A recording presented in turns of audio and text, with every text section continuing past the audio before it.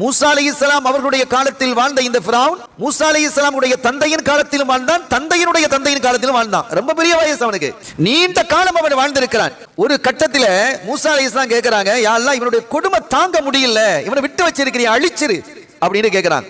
அல்லாஹ் சொன்னான், அவன் அழிக்கப்பட வேண்டியவன், அவன் ஒழிக்கப்பட வேண்டியவன், அவன் இல்லாமல் ஆக்கப்பட வேண்டியவன், தண்டிக்கப்பட வேண்டியவன் தான் மூசா. நீண்ட காலம் அவனுக்கு கொடுத்திருக்கிறேன், அவன் திருந்தல்ல, ஒரே ஒரு காரணத்திற்காக நான் அவனை விட்டு வச்சிருக்கிறேன். என்ன காரணம் ரப்பேன்னு மூசா அலைஹிஸ்ஸலாம் கேட்கிறாங்க. அவன் தன்னுடைய குடும்பத்தை இணைந்து நடக்கிறான், சேர்ந்து நடக்கிறான், குடும்பத்தை பிரிக்கிறது இல்லை என்று அல்லாஹ் சொன்னான். ஸல்லல்லாஹு அலைஹி வஸல்லம் சொன்னாங்க, உங்களுக்கு வயசு நீண்ட காலம் வாழ வேண்டும் என்று விரும்புகிறீர்களா, உங்களுடைய ரிஸ்கை உங்களுடைய செல்வம் அதிகரிக்க வேண்டும் என்று விரும்புகிறீர்களா, யாராவது அப்படி விரும்பினால் ஃபல் யஸில் ரஹிமா, அவன் தன்னுடைய குடும்பத்தை இணைந்து நடக்கட்டும்.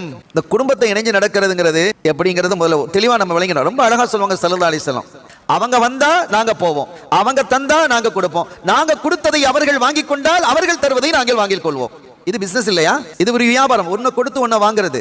எவ்வளவு அழகா சொல்றாங்க. அப்படி இருக்க கூடாது. அவர்கள் தரவில்லை என்றாலும் நீங்கள் கொடுங்கள், அவர்கள் அழைக்கவில்லை என்றாலும் நீங்கள் போங்கள், அவர்கள் உங்களை ஏசினாலும் அவர்களை நீங்கள் வாழ்த்துங்கள், அவர்கள் உங்களுடைய வீட்டுக்கு வர முடியாது என்று சொன்னாலும் நீங்கள் அவர்கள் அழைக்காத போது அவங்க வீட்டுக்கு போங்கறாங்க.